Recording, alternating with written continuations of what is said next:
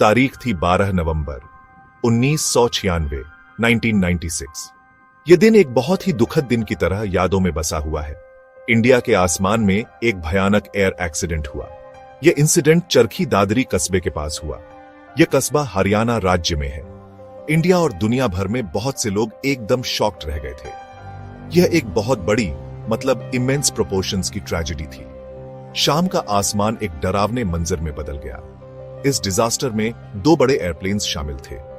एक aircraft Saudi Arabian airlines का था और दूसरा एयरक्राफ्ट कजाकिस्तान एयरलाइंस का था। टोटल 349 कीमती जानें चली गई। बड़े दुख की बात है, दोनों प्लेन्स में से कोई भी सर्वाइवर नहीं था। यह क्रैश दुनिया के डेडलीस्ट मिड एयर कोलिजन्स में से एक बन गया। इस न्यूज से कई देशों में दुख की लहर दौड़ गई। यह आज भी अनगिनत लोगों के लिए एक बहुत पेनफुल मेमोरी है। चरखी दादरी, जहां यह क्रैश हुआ, वो एक छोटा सा शहर है। यह कोलिजन शाम के शुरुआती टाइम में हुआ। आसमान साफ था, लेकिन अंधेरा घिरने लगा था। प्लेन्स का जलता हुआ डिब्री मतलब मलबा खेतों के काफी बड़े एरिया में गिरा। वहां के लोकल गांव वाले पहले लोग थे जिन्होंने इस जलते हुए रैकेज को देखा। वो हिम्मत दिखाकर हेल्प करने के लिए साइट की तरफ भागे, लेकिन डेवस्टेशन इतना ज्यादा था कि कोई रेस्क्यू हो ही नहीं सका।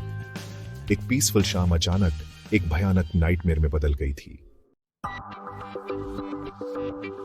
पहला एयरक्राफ्ट था सऊदी अरेबियन एयरलाइंस फ्लाइट 763। यह एक बोइंग 747-100B था, एक बहुत बड़ा पैसेंजर जेट। इस एयरक्राफ्ट को उसके साइज की वजह से अक्सर जंबो जेट भी कहा जाता है। फ्लाइट ने न्यू दिल्ली के इंदिरा गांधी इंटरनेशनल एयरपोर्ट से उड़ान भरी थी। इसका डेस्टिनेशन सऊदी अरब में ढहरान था।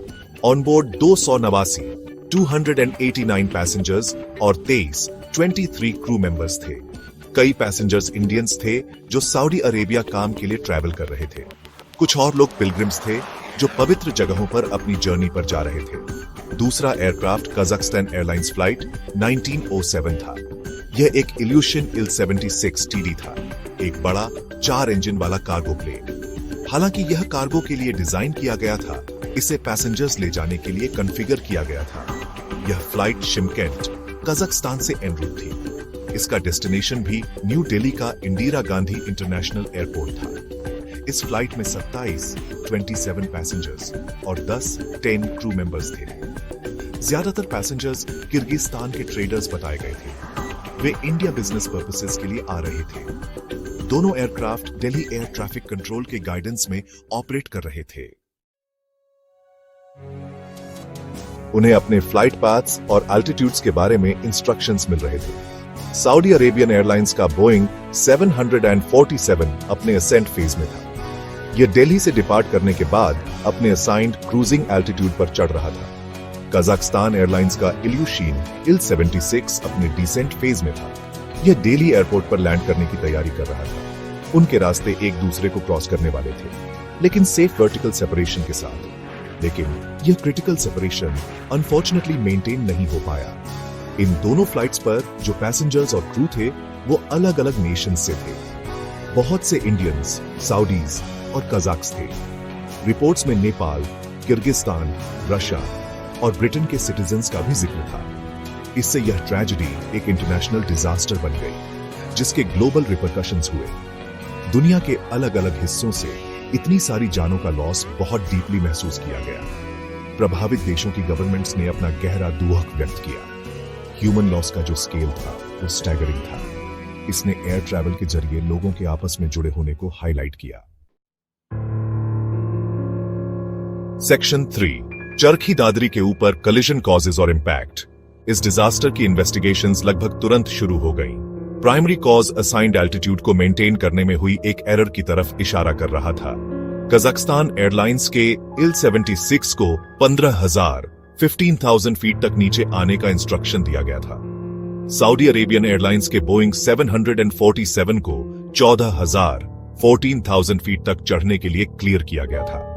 इससे 1,000 फीट का स्टैंडर्ड वर्टिकल सेपरेशन मिलना चाहिए था।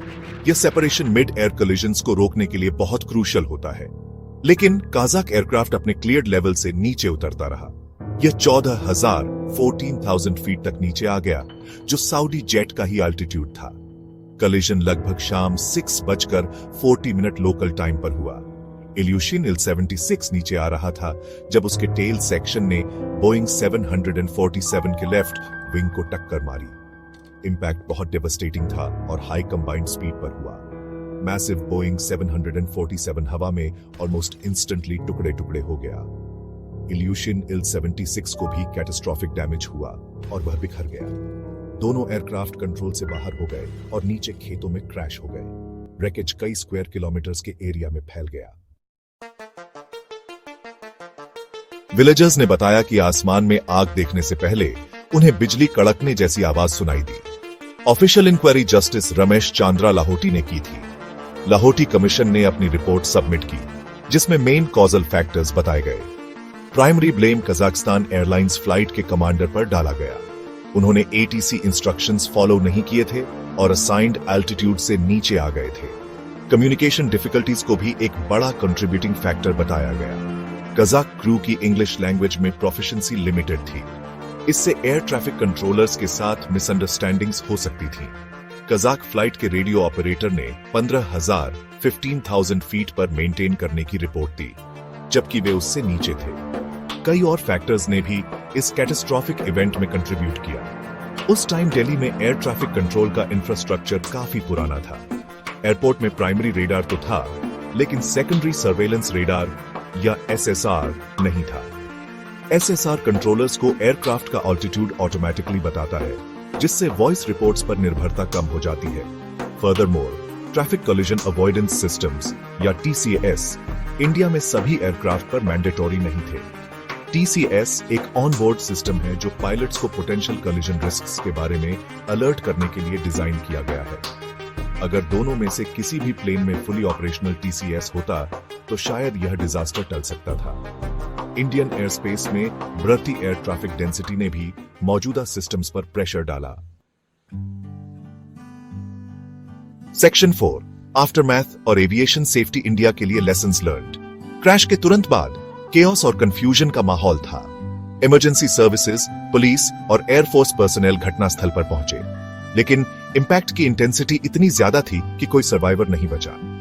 ऑपरेशन जल्दी ही रेस्क्यू से रिकवरी में बदल गया। विक्टिम्स के रिमेन्स को इकट्ठा करना एक बहुत मुश्किल और दर्दनाक टास्क था।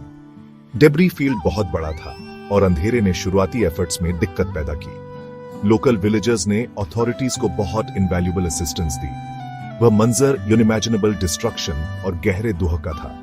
पूरा इंडिया देश शॉक और मोर्निंग में डूब गया। 349 विक्टिम्स के फैमिलीज को असहनीय दुख और लॉस का सामना करना पड़ा। विक्टिम्स को आइडेंटिफाई करने का प्रोसेस लंबा और मुश्किल था। इससे इंतजार कर रहे रिलेटिव्स की पीड़ा और बढ़ गई। यह इंडिया के लिए और सऊदी अरेबिया और कजाकिस्तान के लिए एक नेशनल ट्रेजेडी थी। दुनिया भर से कंडोलेंसेस और सपोर्ट के मैसेजेस आए। इस डिजास्टर का ह्यूमन कॉस्ट इमेजरेबल था। यह जिंदगी की फ्रेजिलिटी का एक कड़वा रिमाइंडर था।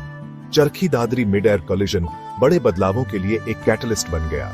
इंडियन एविएशन अथॉरिटीज ने एयर सेफ्टी को बढ़ाने के लिए बड़े रिफॉर्म्स लागू किए। इंडियन एयर स्पेस में उड़ने वाले सभी एयरक्राफ्ट के लिए टीसीएस का इंस्टॉलेशन और यूज मैंडेटोरी कर दिया गया। पूरे देश में एयर ट्रैफिक कंट्रोल सिस्टम्स में बड़े अपग्रेड्स किए गए। मेजर एयरपोर्ट्स पर एसएसआर समेत मॉडर्न रेडार सिस्टम्स इंस्टॉल किए गए। पायलट्स और एयर ट्रैफिक कंट्रोलर्स के लिए ट्रेनिंग प्रोग्राम्स को अच्छी तरह रिव्यू और इंप्रूव किया गया। स्टैंडर्ड ऑपरेटिंग प्रोसीजर्स और कम्युनिकेशन प्रोटोकॉल्स का सख्ती से पालन करवाया गया। ये मेजर्स भविष्य में ऐसी ट्रेजेडीज को रोकने के लिए वाइटल थे।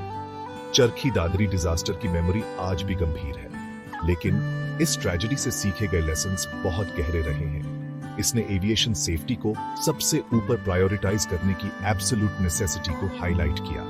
सेफ्टी स्टैंडर्ड्स में कांस्टेंट विजिलेंस और कंटिन्यूअस इंप्रूवमेंट बहुत जरूरी है। आज इंडियन एयरस्पेस को 1996 के मुकाबले काफी ज्यादा सेफ माना जाता है। यह इंप्रूवमेंट कुछ हद तक चरखी दादरी क्रैश की डायरेक्ट लेगेसी है। हमें हमेशा विक्टिम्स और उस काले दिन से मिले लेसन्स को याद रखना चाहिए। यह रिमेम्बरेंस हम सबके लिए सेफर स्काईज सुनिश्चित करने के हमारे कलेक्टिव एफर्ट्स में मदद करती है।